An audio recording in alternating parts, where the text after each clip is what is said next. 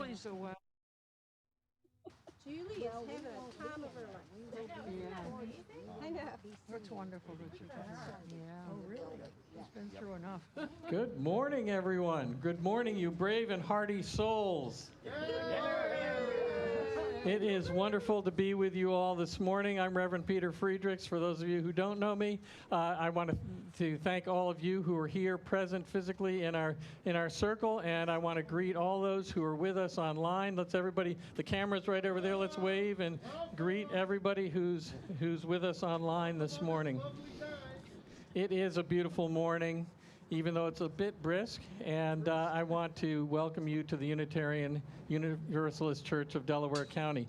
I feel a little bit at a loss this morning. I'm flying solo because Chrissy Bushyeager, our Director of Religious Education, has a much-deserved Sunday off. So we hope Chrissy's enjoying her Sunday off. Friday was her birthday, so hopefully she had a good birthday celebration. I want to thank the choir for being here today. Hi, choir. How are you? Nice to see you all. Joy, Bob are here. We are grateful to have them. We are grateful to our hospitality team, our greeters, Ruth Hendry, Stu and Sally Greenberg, and Lori Rice Spring, as well as our online host, Rich Karen Cross. Rich is on with our Zoom people and is there to support them. I also want to thank the village it takes to set up this whole production. Don Sloat, Patrick Stiegel, who are here virtually every Sunday, Will Emmons, Adam Dole, all of them have been great in getting, we've actually got this down now pretty well, and just as we get it figured out, hopefully we'll be moving indoors as of November 7th. I hope you got that notification in your email or online this week. We are planning at this point to be able to move indoors on November 7th. Because of sort of occupancy and density concerns, we are going to split the congregation in half by the first letter of your last name. So if you're an A through M, you can come on November 7th.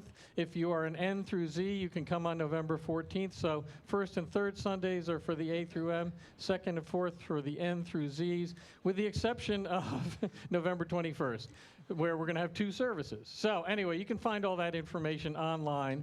And I want to remind you, especially if you're new to our congregation and you want to get onto our mailing list, please be sure to go to our website. On the home page, there's a link where you can put your contact information so you can find out all of this information all the time.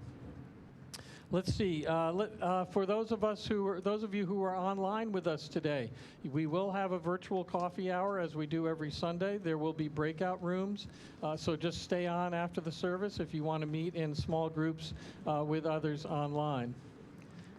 I think that's everything that we need to start our service. So let me open my device and invite us all to rise in body or in spirit and sing our opening hymn, Holy, Holy, Holy. The words are printed on your song sheet, and they're available online as well.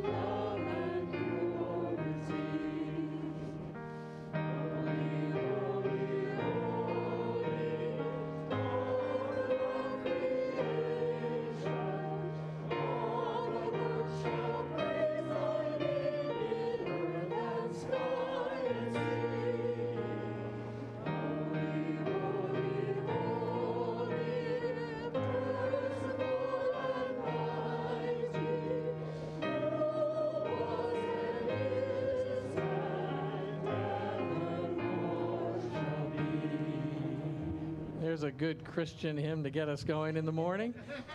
I invite you to remain standing and recite our covenant with us all together. These are the promises that we make to each other as this community of faith.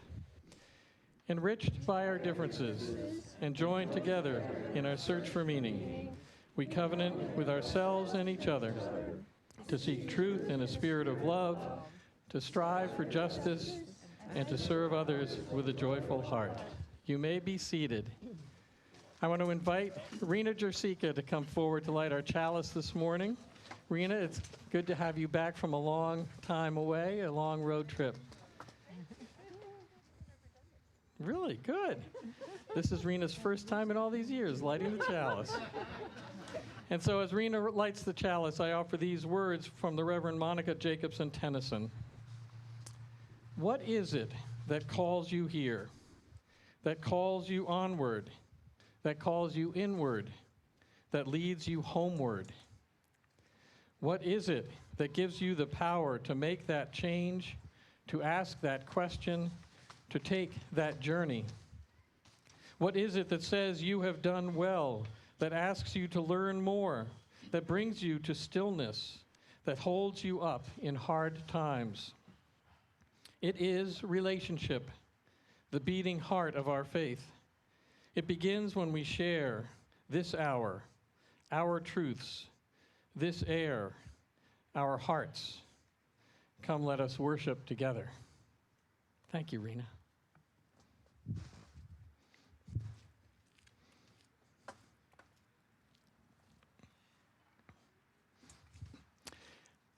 Let us join now in singing our centering song, bringing us into this present moment. There is a love.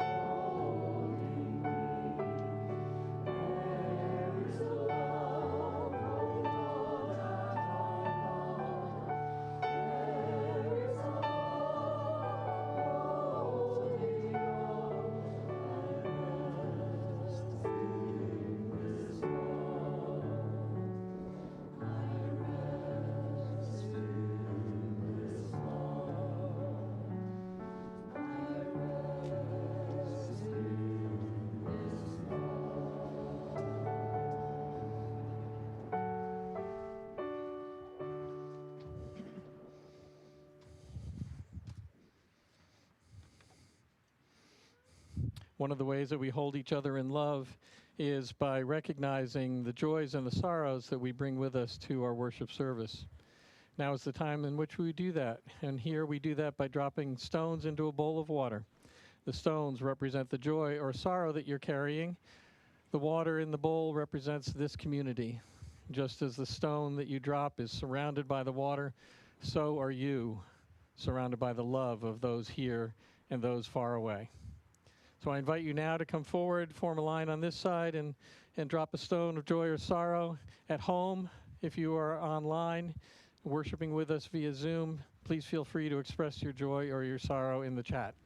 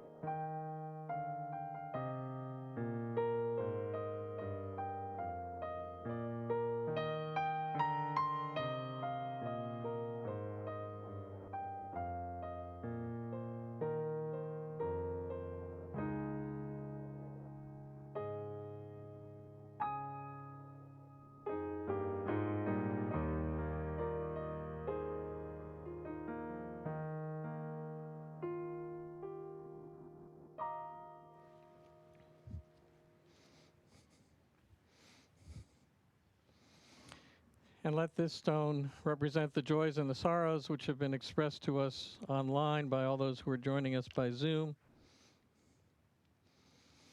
This stone represents the joys and sorrows that are with members of our community who are not here with us today.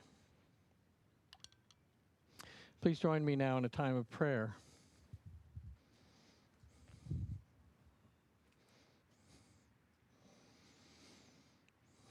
Spirit of life, great and gracious God, precious breath that moves in us and through us, that which we claim as holy, holy, holy. Let us give thanks. Let us give thanks for this opportunity and this time to be together. For those who are far away and joining us from distant places, we feel your presence among us. We offer our presence to you.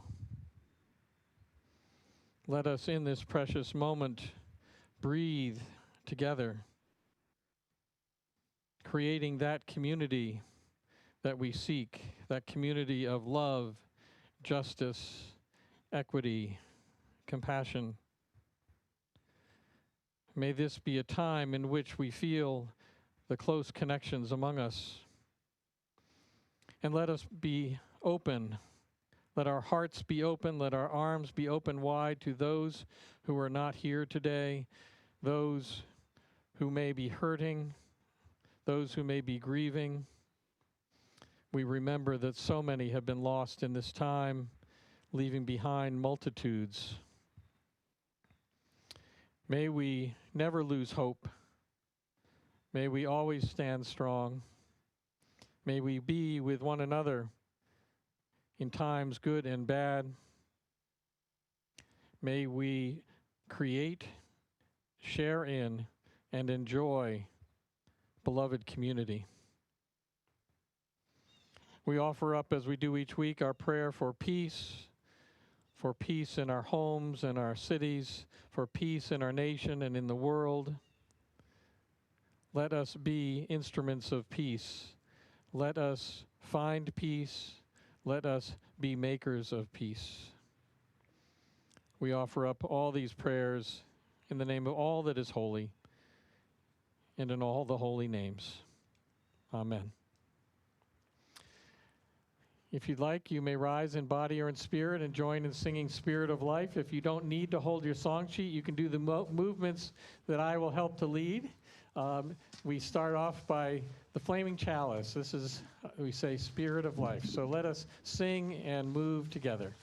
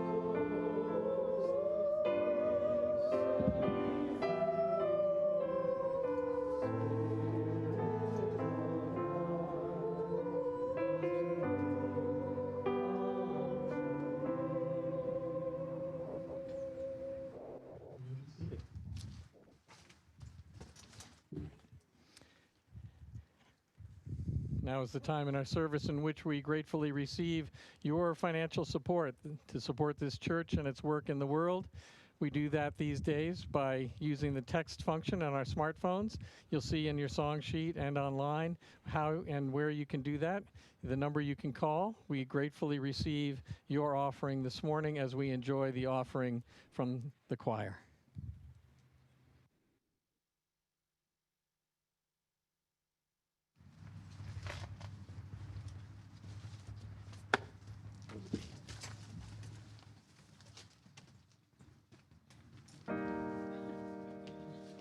Reach out and touch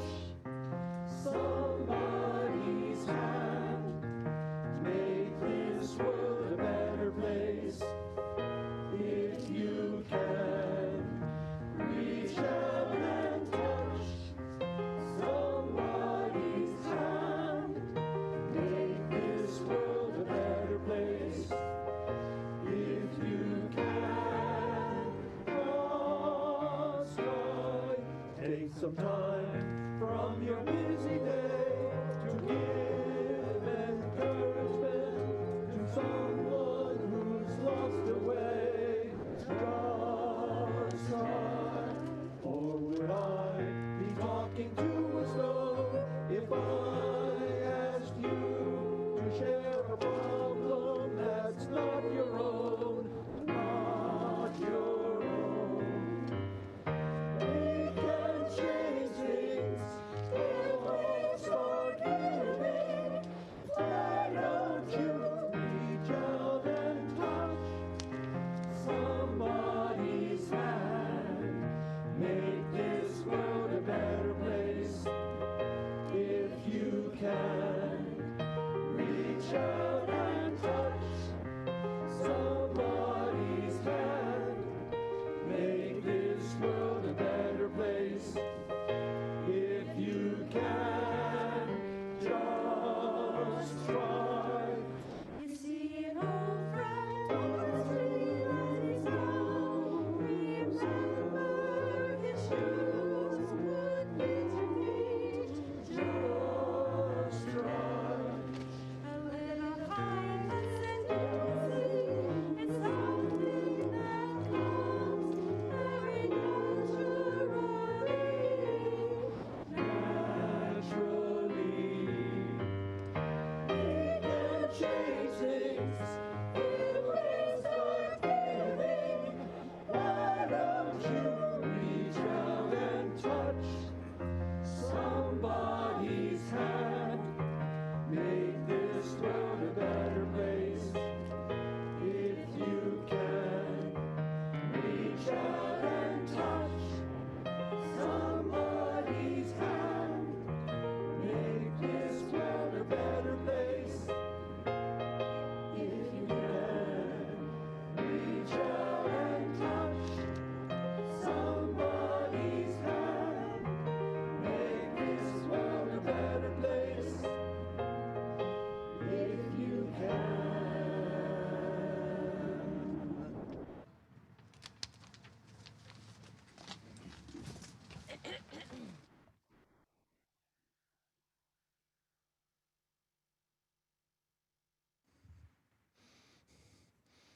Thank you to our great masked singers. This morning I want to tell you a story. It's a story called Sophia's Guest. It was written by Becky Brooks, who was a Unitarian Universalist religious educator. Sophia was a teacher. Sophia had been a teacher in town for a long, long time. She had been a teacher for so long that she was teaching the children of the people that she started teaching with. She was much beloved by the entire town. She was a very kind woman in addition to being a great teacher who was loved by many. Well, one day, Sophia came into the school, walked into her classroom, and saw a note on her desk. She kept a very neat desk, so having a note in the middle of it, it was very obvious. So she walked in, she picked up the note, and she read it. And the note said this: "Dear Sophia, I will be around tomorrow. I wonder if I might stop by your house for tea tomorrow afternoon. Your friend, God." Well, at first, Sophia thought it was a joke. Somebody was playing a trick on her. But then she thought, well, this isn't a very funny joke, so maybe it's not a joke, and maybe I need to get ready. So after school, Sophia went to the store, and she bought all the ingredients she needed to make cookies and to make her favorite turkey tetrazzini casserole. She was famous for her turkey tetrazzini. So she went home and she cleaned her entire house from top to bottom. It had never been as clean as it was when she finished.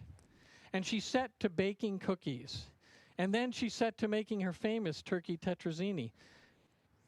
So the next day, she woke up and she finished up all of the preparations she was making for this special visitor who was going to be coming that day. And she put the turkey tetrazzini in the oven and baked it off. Then she put the rest of the cookies in the oven and she baked those off. And then there was a knock at the door. We can't, somebody have something to knock on? We can't knock.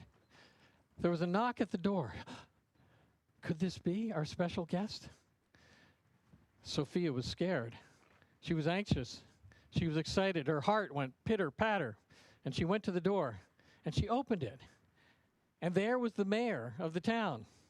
And the mayor said, Sophia, I smelled from the street that you're baking your famous turkey tetrazzini. It smelled so good, I just had to come by. And Sophia said, well, come on in, Mayor. We're expecting a special guest. Come in and enjoy the turkey tetrazzini.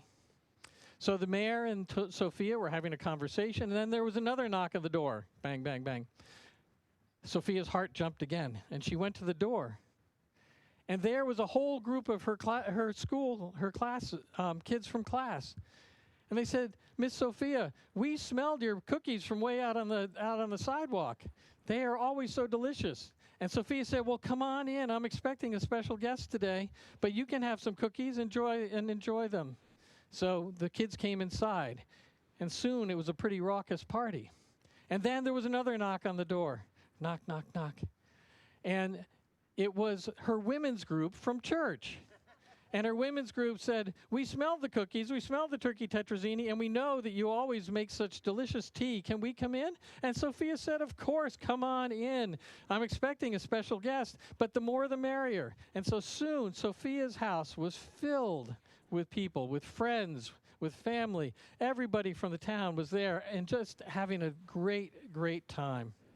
Sophia, as a matter of fact, it was such a great party, Sophia completely forgot about the special guest she was waiting for until she was cleaning up that night, picking up from the party after everyone had gone home. And she wondered, I wonder what happened. Maybe that was just a joke, that note. Well, the next day, Sophia went to school, and she walked into her classroom, and on top of her fastidious desk was another note. And that note said, Dear Sophia, I had such a wonderful time yesterday. The bread and cookies and the turkey tetrazzini were delicious. I hope we can do it again soon. Love, God.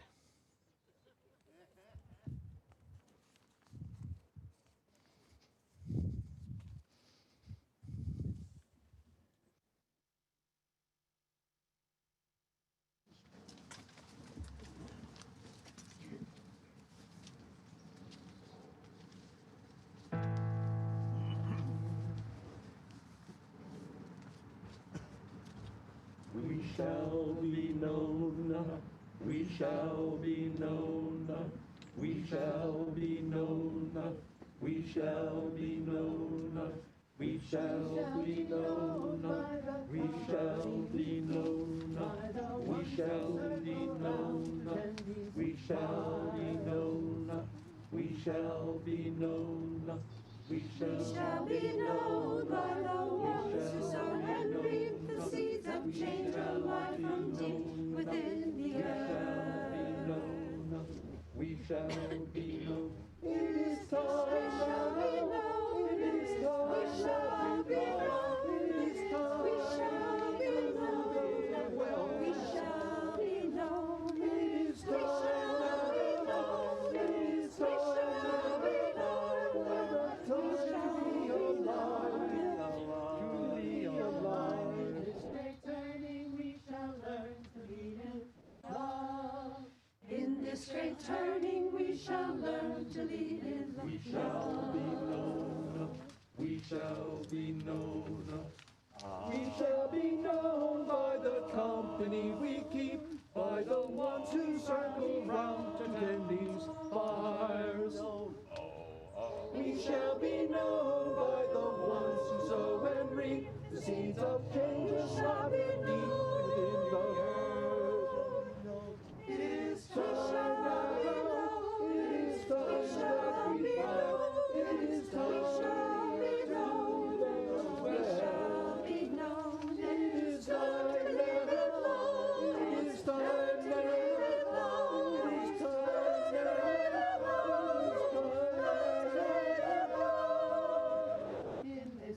turning we shall learn to lead in love. In this great turning we shall learn to lead in love. In this great turning we shall learn to lead in love. In this great turning we shall learn to lead in love. Learn to lead in love. Learn to lead in love. Learn to lead in love.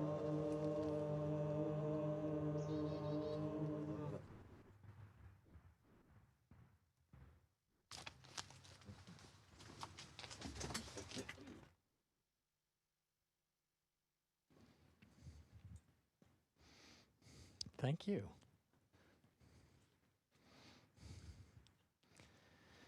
Are you right with God? Let me put that another way. How's your relationship with the holy? This month we've looked at cultivating relationships with each other through healthy forms of accountability.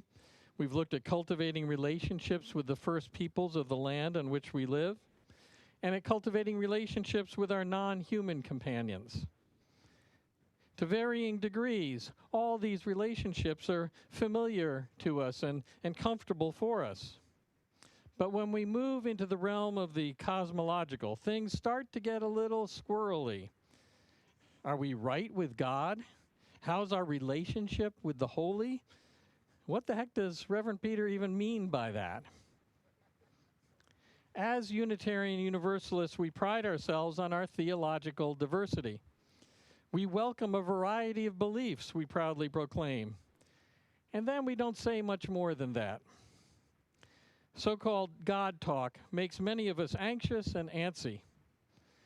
I'm aware that some of you feel uncomfortable when I offer up a prayer after joys and sorrows that refers to a great and gracious God. But we let it slide because I qualify that language with a lot of other words about the spirit of life, precious breath, eternal energy, and so forth. So, fair warning to all of you here, for the next 10 minutes or so, we're going to be talking about God. I don't see any of you running away. That's a good sign. Maybe some people logged off online. I'm not sure. The Unitarian Universalist minister and theologian, the Reverend Forrest Church, used to tell the story of when he worked as a hospital chaplain. And he used to wear a clerical collar when he did that. And he walked into a patient's room one time. And the patient quickly said to him, "I have nothing to say to you. I don't believe in God." Well, as the story goes, Forrest pulled up a chair next to the hospital bed and said, "Tell me about this God you don't believe in, because I probably don't believe in that God either." God, that simple three-letter word, is so fraught with baggage for so many of us. Now, well, some of us are perfectly comfortable with the idea of an omniscient and omnipresent being that created all that is. Many people come to this faith because they've either rejected that God or they never believed in that kind of God to begin with. God, for many, becomes an all or nothing thing. Either we believe or we don't, and that's where the discussion ends. But what if the notion of God wasn't limited to this idea of a limitless being? What if we were able to open ourselves up to other conceptions of God than the monotheistic Judeo-Christian God of the Bible that is so deeply embedded in our Western culture? Were we able to find a God we could believe in?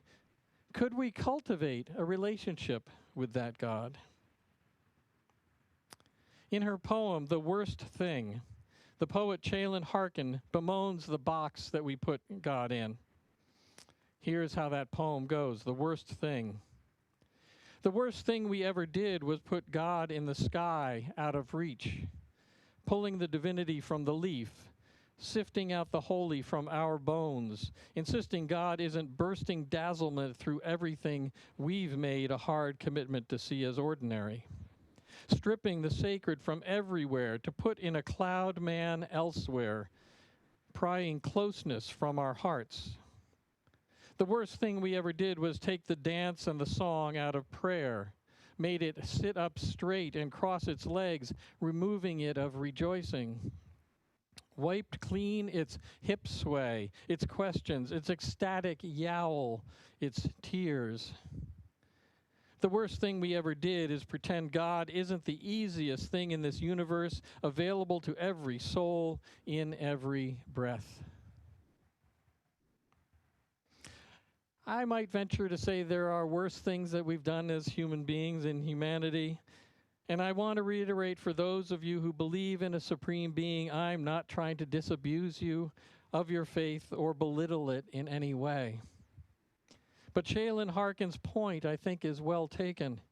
Because putting God somewhere out there, beyond our grasp and outside of all that we experience personally, means that we are, by definition, separated from God.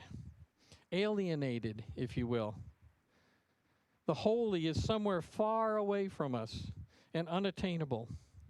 It's virtually impossible.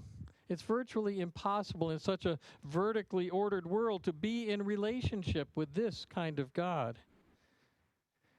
This is why, at least in part, Christianity created the Holy Trinity and made Jesus God incarnate. Jesus is someone to whom we can relate. He was a human being who walked the ground that we walk, who breathed the air that we breathe. Christians aren't just redeemed through Jesus' death and resurrection. They are better able to connect with God through Jesus. Now, there are, of course, other conceptions of the divine than those of our monotheistic Western culture. Hindus believe in 33 million different gods, all working to control every aspect of the universe. Shinto, the native religion of Japan, lists 8 million gods, or kami as they call them, K-A-M-I, kami, 8 million. Now that sounds like considerably less than the number of Hindu gods until you realize that the figure 8 million in Japanese culture is the number that identifies infinity. So in fact, in Shinto, there are an infinite number of gods. And now, of course, here in the West, even here, we have developed countless conceptions of that single God. There's the God who is intimately involved in all aspects of life, the God who once long ago set the wheels in motion and then has been totally hands-off, the God who has preordained everything, and the God who gives us all free will. But even so, all those conceptions of God still contemplate a God that is distant and distinct from us mere mortals. But I want to take a few minutes to demonstrate that it doesn't have to be that way. That there's another way to conceive of God, a way that brings God back to us, brings God close to us. And it has the added bonus for us Unitarian Universalists as being consistent with the scientific theories of relativity and quantum mechanics. It's called process theology. Process theology. Now, I'm going to try to summarize all of process theology in about the next 2 minutes. Understand that there are libraries full of books about process theology. So bear with me as I try to simplify it. In process theology, God isn't once and for all. God is always in process, in the process of becoming, just like we are, just as we are always in process. And that becoming, God's becoming, happens only in relationship. Relationship with all of creation, with us, with ourselves. In process thought, God only exists in relationship, just as we only exist in relationship. And what that means is that we are not only in relationship with God, but we're actually participants in the creation of God itself. Think about that for a moment. We are creating God. We are co-creators of God. Can you imagine that we have the power to mold and shape and grow God? It's not a one-way street running in the opposite direction where God created us and here we are. Here's how one author describes process theology. Like quantum theory, process theory recognizes that the observer participates in that which they observe. Let me say that again. Quantum process theory recognizes that the observer participates in that which they observe. To discern God in process means to discern at the same time our own participation in that process. Our participation as social individuals, that is, as individuals who participate in one another and in God. We participate in God. So here's how I distill the whole thing when I think about this, because it is pretty mind-bending if you haven't encountered it before. God is what happens. God is what happens when we are in right relationship with each other.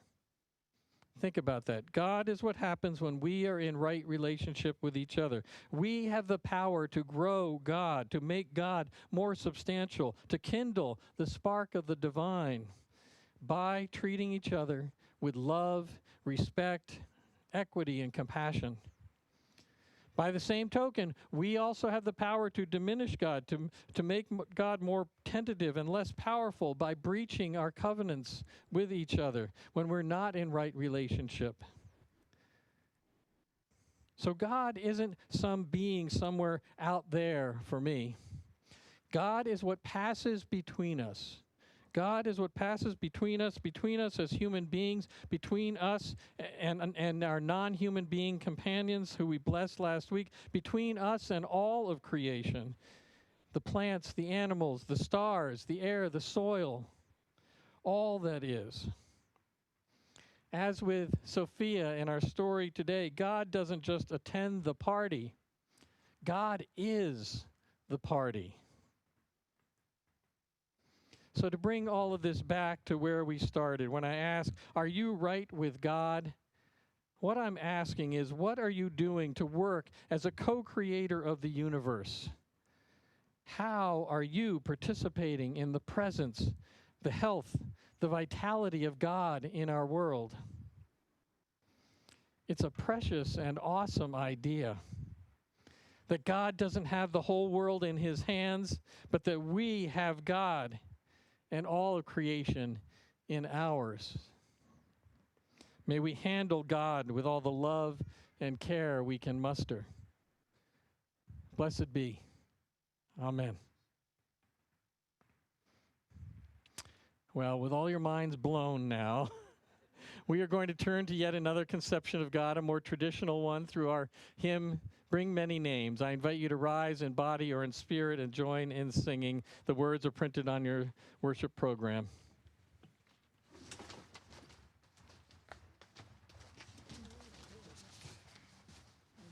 For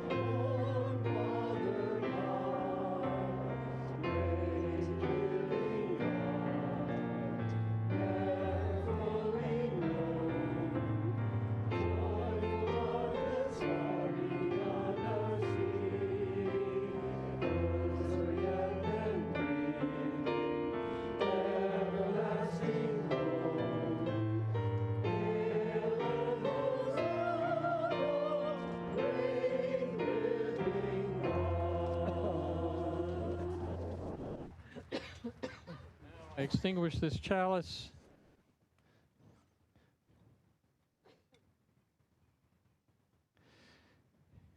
Although we now extinguish our chalice flame, may we hold its warmth in our hearts in all the days ahead. I want to once again thank all of those who made this service possible. Thank you, choir, for the gift of your music today, Joy and Bob as well.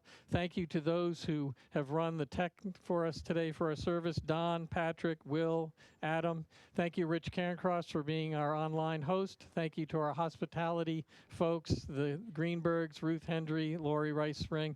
Thank you all for being here on this beautiful, beautiful morning. You have made it so much more beautiful by your presence. I want to remind those online that you are able to have a coffee hour in small breakout rooms. Just stay on after the end of the service. And now I invite you to raise your hands. We used to hold hands. Maybe we will hold hands again. But let us say our benediction together. We'll unmute those who are online. And we say together these words. For those who come here seeking God, Come God go with you. God, For those God who come go. embracing life, may life return your affection. Life, may Those life who seek to return seek a your path, affection. may a way be found, and Those the who courage to take it step by step. be Blessed be you. found, and the Thank you. courage to take it step by step. Come on over and let's do the work together. Dennis, just slide your chair over and over to him. No, I mean, and we get a new rec.